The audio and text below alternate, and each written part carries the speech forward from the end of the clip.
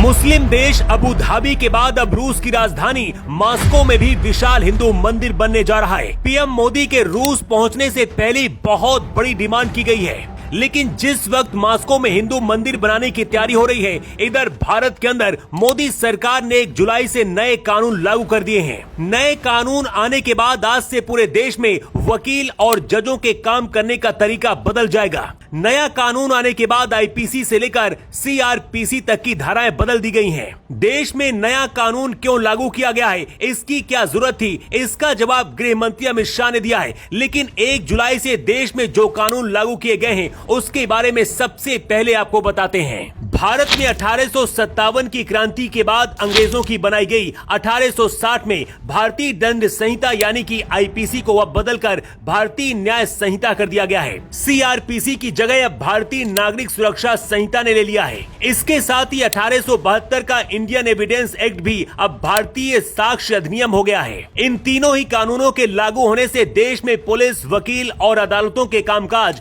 पूरी तरह से बदलने वाले हैं और इसका सीधा असर आम आदमी पर पड़ने वाला है। इस कानून को पिछले साल केंद्र सरकार ने संसद में पारित किया था। इसके बाद कानून में बदलावों के बारे में लोगों को समझाने के लिए केंद्र सरकार की तरफ से ट्रेनिंग भी दी गई थी। इसके बाद इसे लागू किया गया। भारत के कानून में इतना बड़ा बदलाव क्यों किया गया है, इसके पीछे की वजह खुद गृह मंत्री अमित शाह ने बताई है। शाह ने कहा कि अंग्रेजों के बनाए कानून को खत्म करना जरूरी था। नए कानूनों के आने से आम आदमी को न्याय मिलना पहले से ज्यादा आसान हो जाएगा। नए कानून के मुताबिक अगर आप किसी पुलिस स्टेशन में एफआईआर दर्ज कराते हैं तो एफआईआर में 15 दिन के भीतर ओरिजिनल ज्यूरिडिक्शन में भेजना अनिवार्य होगा। इतना ही नहीं, जांच अधिकारियों को एफआईआर दर्ज होने के 90 दिन यानी कि 3 महीने के भीतर ही मामले में आरोप पत्र दायर करना होगा। इसके साथ ही चार्जशीट फाइल होने के 60 दिन के भीतर कोर्ट को भी दोषी पर आरोप तय करना होगा। इसके बाद 30 दिन के भीतर कोर्ट को अपना फैसला सुनाना होगा और इसके साथ ही 7 दिन में जजमेंट की कॉपी देनी होगी।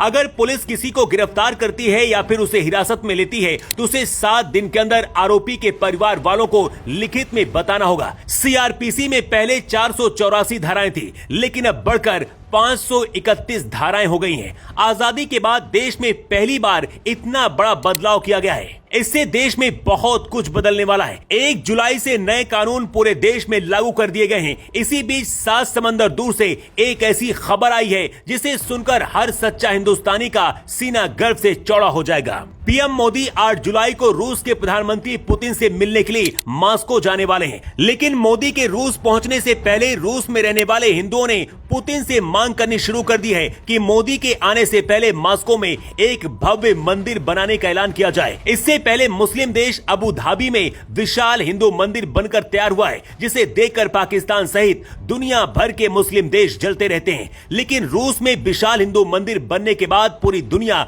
भारत की ताकत देखेगी।